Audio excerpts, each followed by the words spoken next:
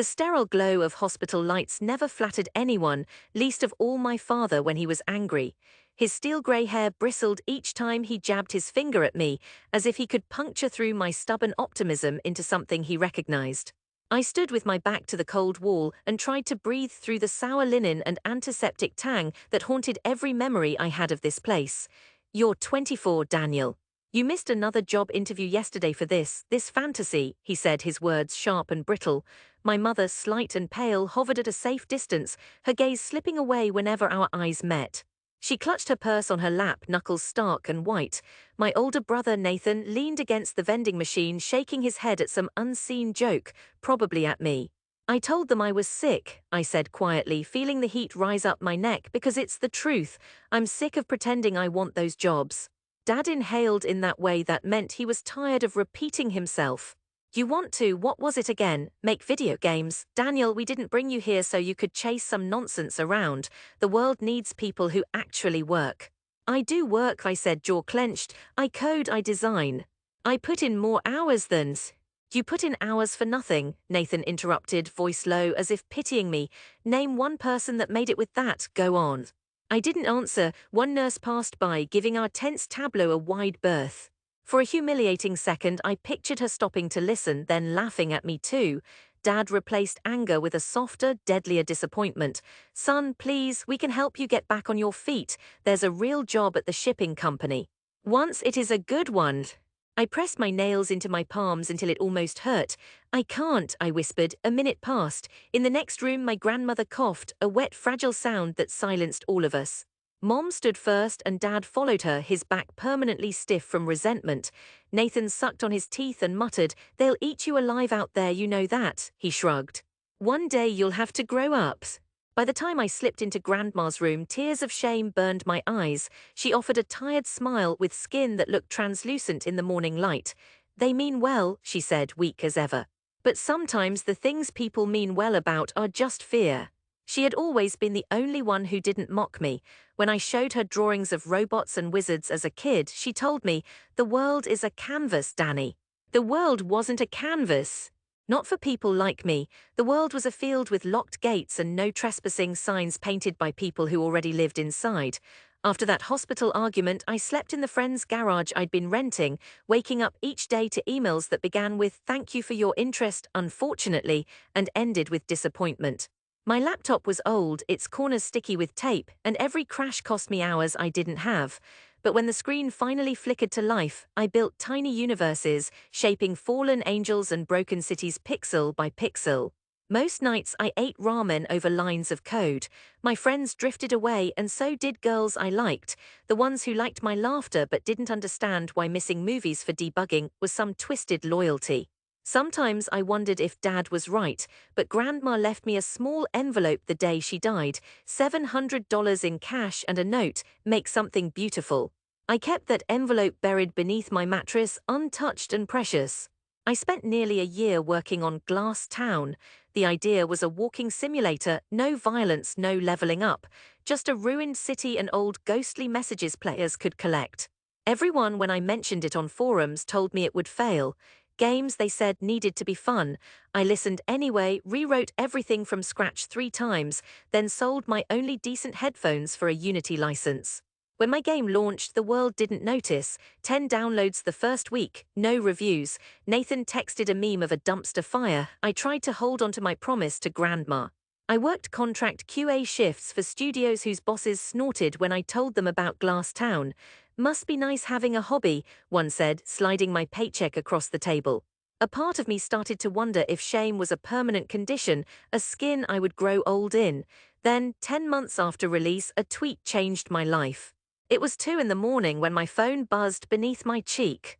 I squinted at the pale glow, at Mariachi, "Just finished Glass Town, don't play it if you're looking for shooty stuff," but somehow it broke my heart, #IndieGames hidden gems. Mariachi, a streamer with 1 million followers. The next day, the game's page lit up with notifications, hundreds of emails. Some players said it reminded them of their childhood homes, others admitted it made them cry, someone offered to translate it into Polish for free. Someone else sent a screenshot from London navigating a ruined cathedral in-game. Then came download spikes, tens, hundreds, then thousands of people downloading my game. Streamers followed streamers. YouTubers recorded Let's Plays and cried on camera. I stood in the middle of my friend's rented kitchen, heart pounding in my throat. For the first time, it felt like I'd been handed a key to that field with all the no trespassing signs. I wrote a quiet thank you to Grandma, sitting cross-legged on my garage mattress, phone shaking in my hand. Glasstown was nominated for the Indie Nova Showcase at the Los Angeles Games Conference. They flew me out for once a plane seat reserved in my name. For 48 hours, I told the same story to journalists who wore real blazers and took notes on iPads. After the announcement, my life warped. I signed to a respected publisher. An investor offered me backing for my studio. Strangers recognized me at coffee shops, awkward and shy, but eager to share what Glasstown meant to them. Someone called my coding art. I didn't know what to say except thank you. Each time the publisher emailed milestones or contracts, I felt that twinge of old shame. Was I an imposter? But then I'd open Glasstown's review page and read messages from people who rebuilt ruined cities alone in college dorms, hope sewn into each pixel. For the first time, courage felt heavier than doubt. It took 3 years until I went home. LA grew louder. I moved into a tiny studio, one wall painted navy blue and lined with sticky notes. I hired 2 friends as coders and we built another world, this time a puzzle game about broken clocks and lost time.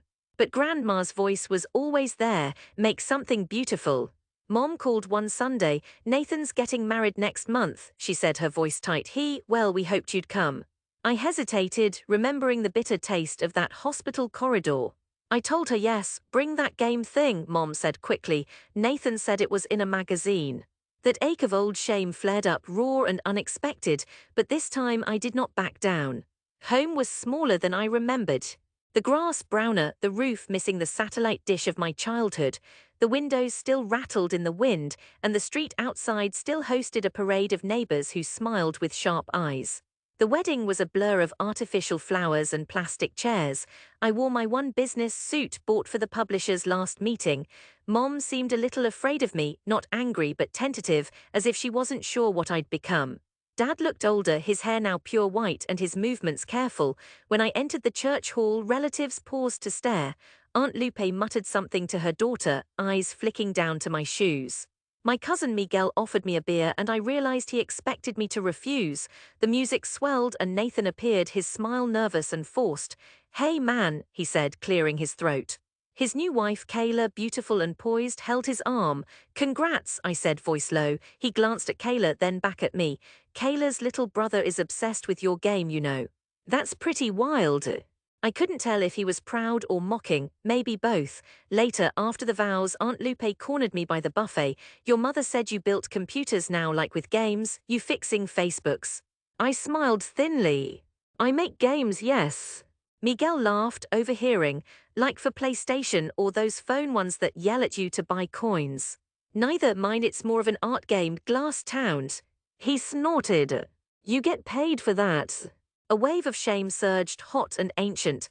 Instead of answering, I pulled out my phone, opening the IGN article with my photo, me bearded and tentative at the Indie Nova stage. I slid the phone across the table. Aunt Lupe squinted. Miguel stopped chewing. "Wait," he said, voice tinged with disbelief. "Is this you, like the Daniel we know?" Mom appeared, smile trembling. "He's famous now," she said, half to me, half to them. She patted my arm as if it might give her some credibility by association. Dad entered the cluster, paper plate quivering between his fingers. He read the headline slowly, then met my gaze. For the first time, his eyes didn't look through me. "You did all this?" he asked, rough. I nodded, heart thumping. "Glasstown's in the Smithsonian's gaming archives," I said softly. "I'm leading my own team now, out in LA." A hush spread. Kayla's little brother tugged at Nathan's sleeve, shy and flushed. "Can I play your game here?" he whispered. And there we were, a circle of family and neighbors, people who had laughed at my hobby, who had policed the borders of their field, crowding around my battered laptop as I let Kayla's brother play. Ghostly buildings rose on the screen, my name unfurled in the credits, stark and white. I saw Miguel's face, first skeptical, then begrudgingly awed. From behind, Dad's voice hesitant. "You really made this?" I turned to him, searching for some crack in old anger. "Yes, Dad." He swallowed. In the light of the laptop screen, his wrinkles softened. That's something, he said, voice gravelly. We always wanted you to stand on your own, just didn't see it looking like this. For a breath, shame faded into something unfamiliar, pride, dented but real. Nathan nudged me. Guess I was wrong. Looks like they didn't eat you alive. I laughed, the sound ringing inside me. Not yet. The wedding ended in a blur of toasts and laughter. The house emptied well after midnight. Mom insisted I sleep in my old room. I lay there staring at the stickers on the ceiling, faded shapes of stars and planets. From down the hall came Dad's muffled voice talking to Mom. I heard my name once, then quiet. In the morning, he waited in the kitchen, 2 mugs of coffee in front of him. He gestured to the empty chair. Sit, son. I sat, expecting awkwardness. Instead, Dad slid a folder across the table. Inside was a page torn from the local newspaper dated months back. It was circled in red. Local son wins indie game prize. Your grandma would have liked that, he murmured. I ran my hands along the newsprint. She always believed in it, even when the rest didn't. Dad stared out the window for a long time. Don't be too hard on us, he said. We don't know this world, nobody we know does, we just wanted you safe, that's all. I nodded.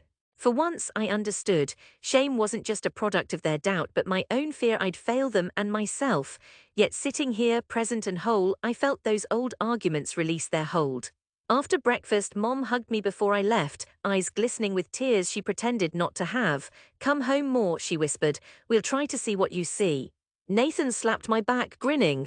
Next time bring the PlayStation money. I barked a laugh. You got it. Dad walked me out to my rental car. We stood in the fog, neither speaking for a long moment. At last he said, proud of you, Daniel.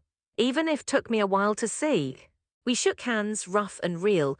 I drove back to LA in a golden haze, knowing I would build more worlds and bring them home. The shame was gone, replaced now by courage, a quiet, persistent kind I wouldn't trade for anything.